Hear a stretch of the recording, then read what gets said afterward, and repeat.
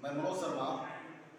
पिछले क्लास में आप लोगों को मैं एंसेंट हिस्ट्री का समरी बताया था, यानी कि भारतीय प्राचीन इतिहास का समरी मैंने बताया था कि किस तरह हम लोग संघ लोक सेवा आयोग एवं अन्य राज्य लोक सेवा आयोग द्वारा आयोजित की जाने वाली सिविल सेवा के प्रारंभिक परीक्षा के लिए इतिहास विषय की तैयारी करेंगे। आज मैं आप लोगों को मध्यकालीन भारतीय इतिहास का समरी बताऊंगा कि किस तरह हम सामान्य अध्ययन के लिए भारतीय इतिहास में मध्यकालीन भारत के अध्ययन करेंगे। इसके लिए थोड़ा सा हम लोग बोर्ड की तरफ ध्यान देंगे। सबसे पहले मध्यकालीन भारत का इतिहास। मध्यकालीन भारत के इतिहास के लिए सबसे पहले हम लोग देखते हैं कि यह पूरी तरह जो इतिहास है मध्यकाल का, वह अरब, तुर्क, गुलाम, खिलजी, तुगलक, सैयद, लोदी एवं मुगल वंश पर आधारित है। तो सबसे पहले हम लोग देखते हैं, थोड़ा सा इस्लाम की चर्चा करते हैं। जब पैगंबर मोहम्मद की मृत्यु हो गई तो पैगंबर मोहम्मद के मृत्यु के बाद उनके अनुयायी अरब तथा अन्य देशों में इस्लाम धर्म का विस्तार करने लगे। इसी क्रम में अल हज्जाज या अल हज्जाल कहा जाता है, उसका भतीजा एवं दामाद मोहम्मद बिन कासिम 712 ईस्वी में भारत की तरफ आता है। भारत की तरफ आने के क्रम में वह सबसे पहले सिंध पर आधिपत्य स्थापित करता है, जहां का शासक दाहिर था। सिंध पर आधिपत्य स्थापित कर वह सबसे पहले वहां से जजिया कर वसूल करता है। इस तरह भारतीय माने उस वक्त के भारतीय भूभाग पर जजिया कर वसूल करने वाला पहला अगर कोई मुस्लिम शासक था तो वह मोहम्मद बिन कासिम था। इसके बाद वह पुनः लौट जाता है। इसके बाद हम लोग देखते हैं कि उसके आगमन से भारत और अरब में क्या फायदा होता है। तो उसके आगमन के फलस्वरूप भारतीय संस्कृति अरब संस्कृति को प्रभावित की तथा अरबियन संस्कृति भारतीय संस्कृति को प्रभावित की। इसके बाद हम आते हैं तुर्कों का आगमन। जब तुर्कों का आगमन होता है तब क्या होता है, तो तुर्कों के आगमन में सबसे पहले हम लोग चर्चा करेंगे किसका, तो मोहम्मद गजनवी का। मोहम्मद गजनवी जो आपको 1001 से लेकर के 1017 तक 1001 से 1026 तक करीब 17 बार भारत पर आक्रमण करता है। सबसे पहले उसका आक्रमण भारत के सीमावर्ती क्षेत्र पर होता है, लेकिन भारत में उसका सबसे सर्वप्रमुख आक्रमण जो होता है वह होता है 1025 में उसका 16वां आक्रमण गुजरात के सोमनाथ मंदिर पर। सोमनाथ मंदिर पर आक्रमण के फलस्वरूप उसे अकूत संपत्ति मिलती है। अकूत संपत्ति मिलने के बाद उसका अंतिम एवं 17वां आक्रमण आपको होता है सिंध और मुल्तान में जाटों के विरुद्ध। उसके बाद वह वापस चला जाता है। तो इस तरह हम उसका जब इतिहास का मूल्यांकन करते हैं तो उसके इतिहास में हमें यह दिखाई देता है कि उसका उद्देश्य एकमात्र था धन की लोलुपता। और उसके साथ जो आए आपको अलबरूनी, जिन्होंने किताबुल हिंद की रचना की, उतवी, बैहाकी, इन सभी ने उसके साथ आकर के उस समय के भारत के सामाजिक राजनीतिक व्यवस्था का वर्णन अपने लेखों में किया है, जिसका सर्वाधिक प्रमाण हमें किताबुल हिंद, अलबरूनी की किताबुल हिंद से प्राप्त होता है। इसके बाद अब आते हैं भारत में तुर्क सत्ता की स्थापना का क्रम।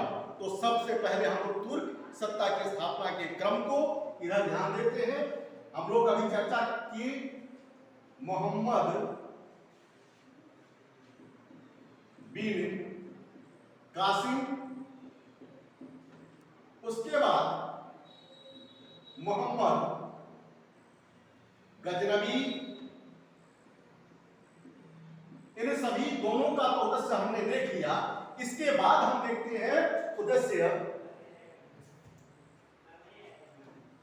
जिन्होंने भारत में तुर्क सत्ता की स्थापना की। मोहम्मद गोरी, जिसे मोहम्मद बिन साम भी कहा जाता है।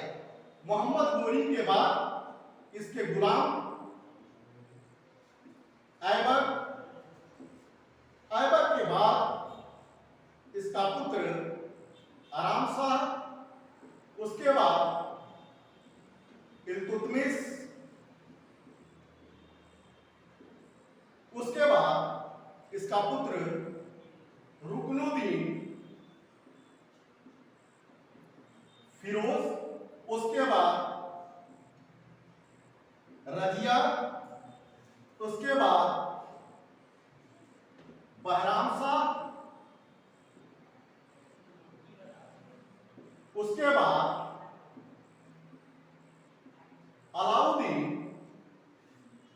मसूद शाह, इसके बाद नासिरुद्दीन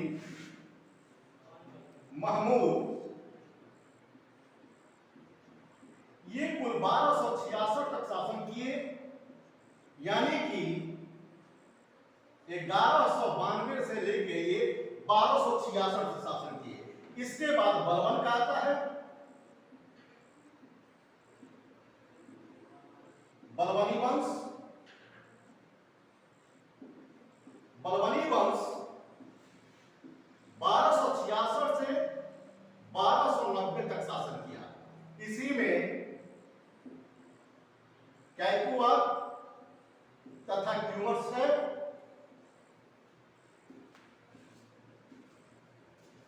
अब थोड़ा सा इसको पहले हम उस सबसे पहले संक्षेप में समझ लें, उसके बाद हम आएंगे तो खिलजी वंश, खिलजी वंश के बाद हम आएंगे तो आपको तुगलक वंश, तुगलक वंश के बाद आप आएंगे सैयद वंश, लोदी वंश, लोदी वंश के बाद हम मुगल वंश की चर्चा करेंगे।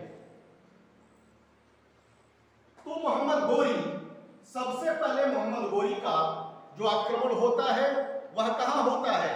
तो सबसे पहले मोहम्मद गोरी का आक्रमण 1175 ईस्वी में मुल्तान पर होता है। उसके बाद 1178 ईस्वी में मोहम्मद गोरी का आक्रमण होता है गुजरात पर। माउंट आबू पर्वत के नीचे सोलंकी यानी कि चालुक्य वंश के उस समय के शासक मूलराज द्वितीय यानी कि भीम द्वितीय ने माउंट आबू पर्वत के नीचे मोहम्मद गोरी को अपने माता नाभिका देवी के नेतृत्व में परास्त किया था। उसके बाद मोहम्मद गोरी क्षत्रिय कुछ शक्तियों पर आधिपत्य प्राप्त करने का प्रयास करता है, लेकिन उसका ध्यान केंद्र पर जाता है और केंद्र में उस समय पृथ्वीराज चौहान तृतीय दिल्ली पर शासन कर रहे होते हैं। पृथ्वीराज चौहान तृतीय से इसका पहला युद्ध 1191 में होता है, जिसे तराइन का युद्ध कहा जाता है। 1191 में तराइन के युद्ध में मोहम्मद गोरी, जिसे मोहम्मद बिन साम भी कहा जाता है, मोहम्मद गोरी तराइन के प्रथम युद्ध में पृथ्वीराज चौहान तृतीय से परास्त हो जाता है। तृतीय से परास्त होने के बाद पुनः मोहम्मद गोरी अपनी शक्ति में वृद्धि करता है और 1192 में तराइन के द्वितीय युद्ध में पृथ्वीराज चौहान तृतीय को मोहम्मद गोरी परास्त कर भारत में मुस्लिम सत्ता की स्थापना करता है। मुस्लिम सत्ता की स्थापना करने के बाद ही यहाँ से मुस्लिम सत्ता का संचालन और मुस्लिम समाज की व्यवस्था की शुरुआत हो जाती है। मुस्लिम सत्ता का संचालन और मुस्लिम शासन व्यवस्था की शुरुआत होती है। इसके बाद दिल्ली पर आधिपत्य करने के बाद मोहम्मद गोरी क्या करता है? अपने सत्ता का एक्सपेंशन करता है। सत्ता का एक्सपेंशन के क्रम में 1194 में वह चंदावत के युद्ध में गढ़वाल शासक जयचंद को परास्त करता है। जिनका शासन व्यवस्था कन्नौज में होता है। गढ़वाल शासक को परास्त करने के बाद मोहम्मद गोरी वापस लौट जाता है। वापस लौट जाता है किसके नेतृत्व में? अपने जीते हुए साम्राज्य को छोड़कर, तो अपने गुलाम जो कुतुबुद्दीन ऐबक था उसके नेतृत्व में छोड़कर वह चला जाता है। कुतुबुद्दीन ऐबक उस वक्त जैन मंदिर को तोड़ करके कुब्बत उल इस्लाम मस्जिद का निर्माण करता है और संस्कृत मंदिर को तोड़ करके 2.5 दिन के झोपड़ा का निर्माण करता है। पुनः मोहम्मद बिन साहब, मोहम्मद गोरी कब आता है भाई? तो 1205 में आता है और 1205 में आने के साथ ही इसने खोखरों को परास्त किया। खोखरों को परास्त कर 1206 में यहां से अंतिम बार लौट जाता है और रास्ते में इसकी हत्या कर दी जाती है। तो इस तरह मोहम्मद गोरी, जिसने भारत में मुस्लिम सत्ता की स्थापना किया, इसका इतिहास रहा। हत्या के बाद इसको गजनी में दफना दिया जाता है। उसके बाद आपको गुलाम वंश, जिसको मामलुक वंश भी कहा जाता है, इस सत्ता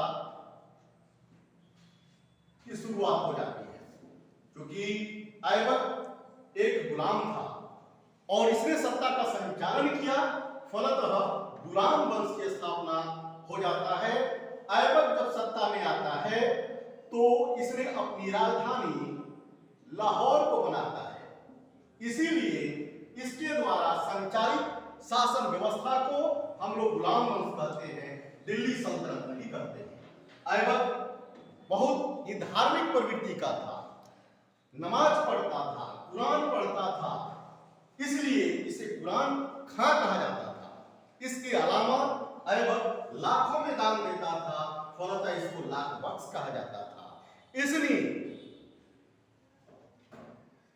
संत के नेतृत्व में, बख्तियार काकी संत हैं, उनके नेतृत्व में कुतुब मीनार का निर्माण शुरू करवाया था, जिसको बाद में इल्तुतमिश ने पूरा करवाया।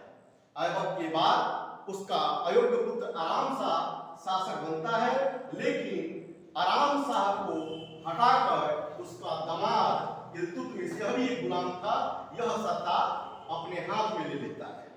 इल्तुतमिश सत्ता हाथ में लेता है तो इसने अपने सत्ता का संचालन शुरू किया और शुरू करने के समय इसने बहुत सारे परिवर्तन किए। फर्स्ट परिवर्तन, राजधानी परिवर्तन किया। इसने लाहौर से राजधानी कहां लाया? दिल्ली सल्तनत की राजधानी दिल्ली में लाया। तो अब गुलाम वंश की राजधानी कहां हो गई? दिल्ली हो गई। फलतः अब यह गुलाम वंश क्या हो गया? दिल्ली सल्तनत हो गया। तो अगर कोई पूछता है, कोई क्वेश्चन आता है इतिहास में कि दिल्ली सल्तनत की स्थापना किसने किया, तो इल्तुतमिश ने किया, और गुलाम वंश की स्थापना किसने किया, तो ऐबक ने किया। इल्तुतमिश इसके अलावा क्या करता है कि सबसे पहले हम लोग गुप्त काल में जब पढ़ते थे, और विस्तृत आपका अध्ययन कराएंगे जब क्लास विस्तृत शुरू होगा, तो गुप्त काल में क्या था? फेडरल सिस्टम की शुरुआत हुई थी, सामंती व्यवस्था की शुरुआत हुई थी। यानी कि केंद्र में एक राजा होता था और राजा अपने भूभाग आपको वेतन के रूप में दे देता था कुछ लोगों को। वह लोग वहां एडमिनिस्ट्रेशन चलाते थे, कर वसूलते थे, और कर वसूल करके उसका कुछ हिस्सा राजा को देते थे। लेकिन यह डिमेरिट वहां पर यह था कि वह धीरे धीरे अपनी शक्ति में वृद्धि कर राजा के विरुद्ध बगावत कर खुद सत्ता संचालित करने लगते थे। इसी चीज को समाप्त करने के लिए इल्तुतमिश ने क्या किया? अपने पूरे साम्राज्य को एकता में बांट दिया। यानी कि आज का प्रोविंस, आज का राज्य किसका देन है? इल्तुतमिश का देन है। और वहां सभी एकताओं में एक एक इक़्तिदार नियुक्त किया। यानी कि आज केंद्र क्या करता है? राज्यों में एक एक गवर्नर नियुक्त करता है, जिनकी रिस्पॉन्सिबिलिटी किसके प्रति होती है? केंद्र के प्रति होती है। इसकी शुरुआत एकता और इक़्तिदार के रूप में इल्तुतमिश ने किया। इसके अलावा इल्तुतमिश ने क्या किया? शुद्ध अरबी का सिक्का चलाया, यानी कि गीतल तांबे का जो होता था, इसने प्रचलित किया अपने साम्राज्य में। इसके अलावा इसने क्या किया कि खुद को मजबूत करने के लिए इसने 40 सरदारों का एक संगठन बनाया। 40 सरदारों का एक संगठन बनाया। ये 40 सरदार हट्टे कट्टे क्या होते थे? गुलाम होते थे। इन गुलामों का एक ऑर्गेनाइजेशन बनाया जो इसको सहयोग करते थे। इल्तुतमिश के बाद रुकनुद्दीन फिरोज, इसका पुत्र कमजोर था, वह शासक बना, लेकिन रुकनुद्दीन फिरोज को तुरंत हटाकर उसकी पुत्री रजिया शासक बनी। रजिया इतिहास में पहली मुस्लिम शासिका बनने का गौरव प्राप्त की। रजिया अधिक समय तक नहीं रह सकी, उसकी हत्या कर बहराम शाह शासक बना। बहराम शाह के बाद अलाउद्दीन मसूद शाह बना। उसके बाद नासिरुद्दीन महमूद बना। नासिरुद्दीन महमूद के समय ही बलबन अपनी शक्ति में अप्रत्याशित रूप से वृद्धि कर लिया और बलबनी, चूंकि यह भी गुलाम था, बलबनी वंश की स्थापना किया। अब ध्यान देने वाली बात है कि बलबन और अन्य गुलाम वंश के शासकों में क्या अंतर है। तो बलबन ने क्या किया? इन्हीं 40 जिसकी स्थापना इल्तुतमिश ने किया था, इन्हीं 40 गुलाम वंश के चहलगानी व्यवस्था के सदस्य में से यह भी था। तो इसने निकल करके सत्ता स्थापित की। अगर इसकी मजबूती को, चहलगानी व्यवस्था की मजबूती को समझते हुए बलबन ने सबसे पहले क्या किया कि जैसे मैं चहलगानी व्यवस्था के एक सरदार था और निकल के स्वतंत्र सत्ता की स्थापना किया, बाद में यह व्यवस्था पुनः न हो जाए, पुनः न बन जाए, तो उसने क्या किया? उस चहलगानी व्यवस्था को भी डिसॉल्व कर दिया। इसके बाद इसने क्या किया? अपने शासन व्यवस्था में रक्त एवं लौह की नीति लागू की। रक्त एवं लौह की नीति मतलब कोई भी उसके सामने उससे बड़ा नहीं था। सीधा पैरोज की नीति लागू की, यानी कि झुक के सिजदा करना शासक को, सुल्तान को, और उसके पैरों का चुम्बन करना। इसका मतलब यह था कि सुल्तान से बड़ा कोई नहीं था। तो बलबन ने यह काम किया। इसके बाद इसने क्या किया? सारी अपने पुत्र, बच्चों, पोतों का नाम ईरानी पद्धति पर नाम रखा, जैसा कि कैकुबा और क्यूमस देखने को मिलता है। तो इस तरह हम देखते हैं कि यहाँ तक कैकुबा क्यूमस तक, यानी कि आपको 1206 से लेकर के 1290 तक कौन सा वंश रहा? गुलाम वंश रहा। और 1192 से 1206 तक गोरी था। तो यह हम लोग समझ गए गुलाम वंश को। अब गुलाम वंश के बाद हम आते हैं आगे।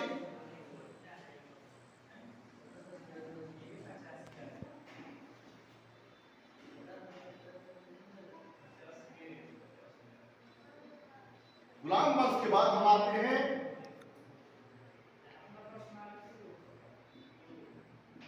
खिलजी वंश। यह 1290 से लेकर 1320 तक।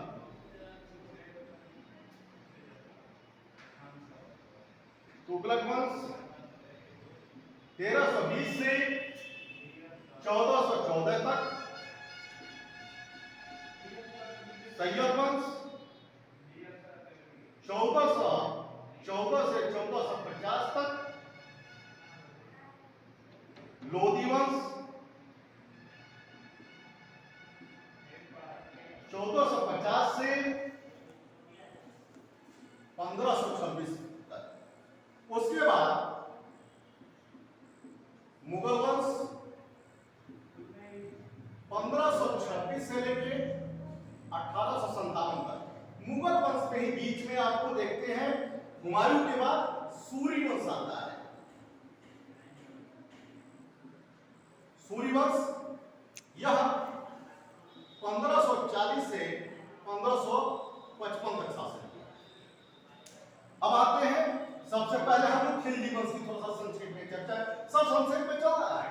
क्लास जब रेगुलर होगा हम लोग का, तो उस वक्त एक एक पात्र को विस्तृत रूप से समान अध्ययन के पॉइंट ऑफ व्यू से बताया जाएगा। तो सबसे पहले हम लोग आते हैं खिलजी वंश। खिलजी वंश की चर्चा हम करते हैं। जलालुद्दीन खिलजी ने खिलजी वंश की स्थापना किया था। यह सर्वहारा वर्ग का था।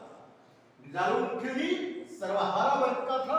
खिलजी वंश की स्थापना किया और इसके समय हिंदू जनता जो बहुसंख्या में थी, उसको वैल्यू दिया गया, उसको प्राथमिकता दी गई।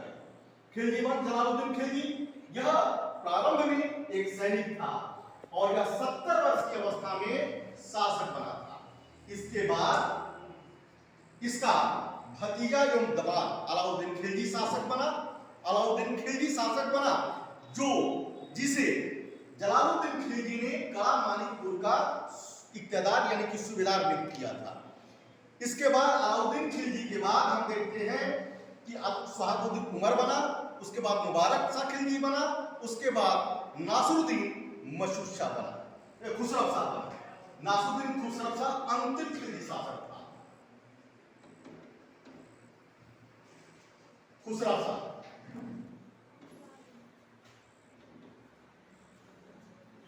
इसके बाद हम तुगलक वंश को देखते हैं। तुगलक वंश में गाजी मलिक के नाम से मशहूर गयासुद्दीन तुगलक वंश की स्थापना किया। उसके बाद इसका पुत्र जो था मोहम्मद बिन तुगलक शासक बना, जिसका बचपन का नाम जौना खां था।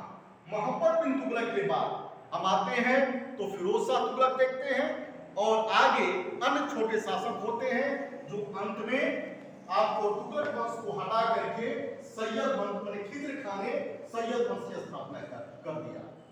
सैयद वंश में भी अंतिम शासक अलाउद्दीन आलम शाह हुआ और अलाउद्दीन आलम शाह को हटा करके लोदी वंश की स्थापना बहलोल लोदी ने की। बहलोल लोदी के बाद आपको शासक उसका पुत्र सिकंदर लोदी होता है और उसके बाद इब्राहिम लोदी होता है।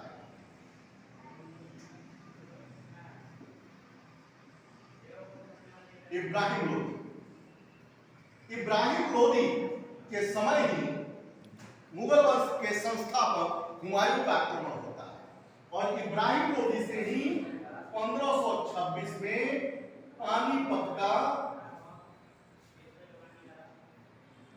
प्रथम युद्ध होता है। पानीपत के प्रथम युद्ध में इब्राहिम लोदी को ही परास्त कर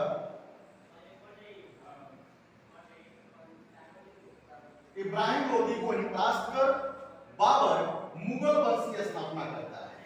यानी कि 1526 के बाद मुगल वंश शुरू हो जाता है। मुगल वंश में बाबर के बाद हम देखते हैं उसका पुत्र हुमायूं।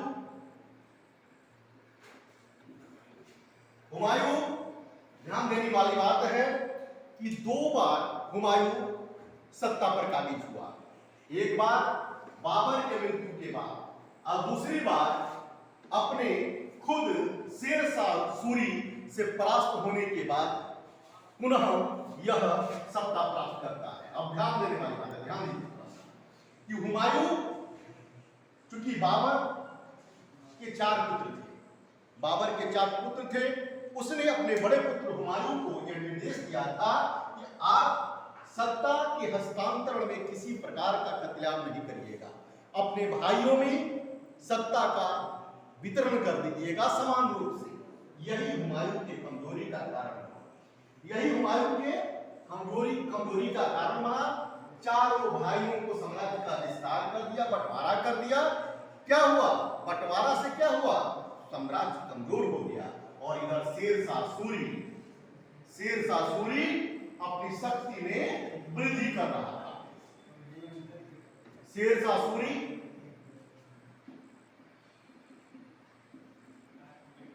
अपनी शक्ति में वृद्धि कर रहा था। शेर शाह सूरी इसी क्रम में शेर शाह सूरी के साथ 1539 और 1540 में चौसा तथा बेलग्राम का युद्ध हुआ। चौसा तथा बेलग्राम का युद्ध, इन दोनों युद्ध में हुमायूं शेर शाह सूरी से परास्त हो गया। परास्त होने के बाद हुमायूं भाग गया और भागकर ईरान में शरण ले गया। ईरान के सहयोग से पुनः अपनी शक्ति में वृद्धि किया और इधर काबुल की तरफ आने लगा। इस इसी क्रम में 1555 में वह इधर शेरशाह सूरी यानी कि सूरी वंश का दूसरा इसका पुत्र था इब्राहिम शाह सिकंदर। इधर सिकंदर शासन में था और इधर 1555 में हुमायूं ईरान के सहयोग से भारत की तरफ बढ़ने लगा। दोनों के बीच 1555 में मच्छीवाड़ा तथा सरहिंद का युद्ध हुआ। इस युद्ध में हुमायूं कामयाब रहा, विजय प्राप्त किया और पुनः मुगल सत्ता की स्थापना की। तो हम देख रहे हैं कि 1540 में सूरी वंश का संस्थापक शेरशाह सूरी मुगल वंश से सत्ता ले लेता है, लेकिन पुनः हुमायूं 1555 में मच्छीवाड़ा एवं सरहिंद के युद्ध में सूरी वंश के अंतिम शासक सिकंदर शाह सूर को परास्त कर मुगल वंश का पुनर्स्थापना कर देता है। अब इसके बाद हम आते हैं, आगे बढ़ते हैं।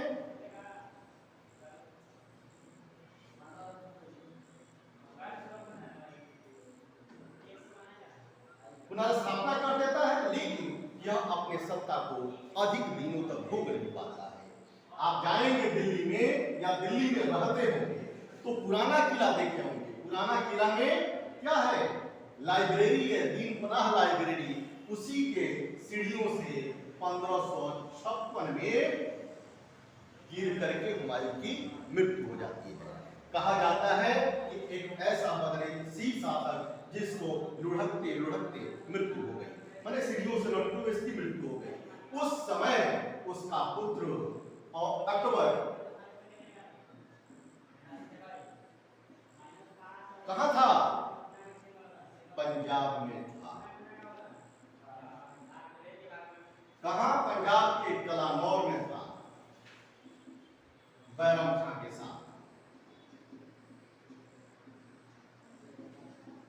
बैरम खां के साथ पंजाब के कलानौर में था और इधर हेमू जो मुगल सत्ता में सर्वोच्च स्थान प्राप्त कर लिया था, रिक्तता के माने सत्ता की रिक्तता का फायदा उठाकर खुद सत्ता पर काबिज हो गया। इधर बैरम खान के सहयोग से अकबर आगरे की तरफ चला और 1556 में पानीपत का द्वितीय युद्ध हुआ। इसमें अकबर बैरम खां के सहयोग से हेमू को परास्त कर मुगल सत्ता पर काबिज हुआ। यानी कि एक बार हुमायूं पुनर्प्राप्त किया तो दूसरी बार अकबर पुनर्प्राप्त किया सत्ता को। The real founder of Mughal dynasty was Akbar. क्यों?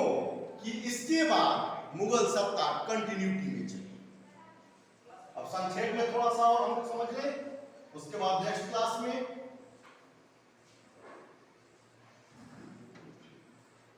अब अकबर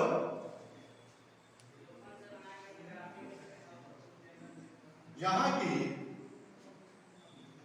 शाहजहां और औरंगजेब